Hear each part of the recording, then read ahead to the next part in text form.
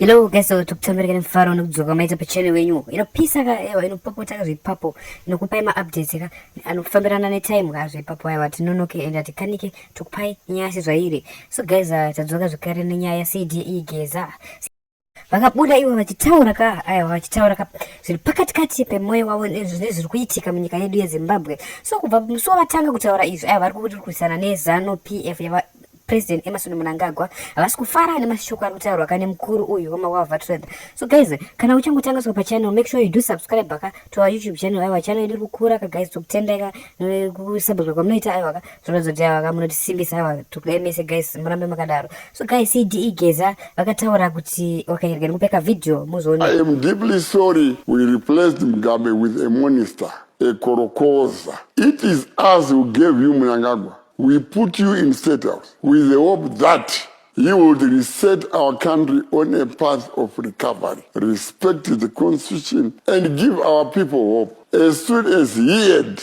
the taste of power, he escalated corruption, forgot the people, and remembered only his family. Mnangagwa has also surrendered state power to his wife and children. Vanhu vakavhoterwa, shuwa havarari vachifunga kuti toita sei.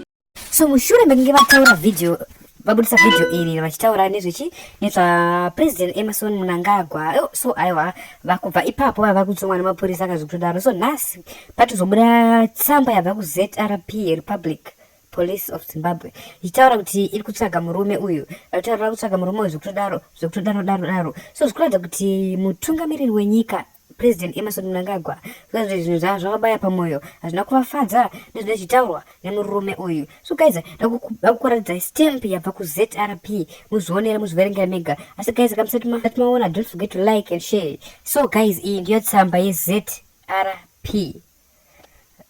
Okay, mukiona iyi tsamba iri panapa iyi ndo yatawana yatumirwa neZRP vari kutsvagawo CDE Geza. So guys, da kuti mutaurawo kai mumacomments umu kuti munotiwo kudii nazvo. Munhu anenge ada kuti asimudzewo musoro ataurewo zviri kuitika achida kubuda pachena, achida kuti abudira varume avabanga. Aiwa ndiye munhu anobva atanga kutotsvagwa kazvikutodaro. Aiwa isusu guys, ndatongotaura kuti kune vese vachangosvika kapanapa guys, tokumbura mutiudzawo mumacomment section kuti muri kutiwo kudii nezvikuitika munyika yedu yeZimbabwe. Murume uyu ataza here kutaura chokwadi, but ari kubudwa achitaura chokwadi chake zviri pakati pemwoyo wake, achitaura kuti zvinhu hazvi kufamba zvakanaka.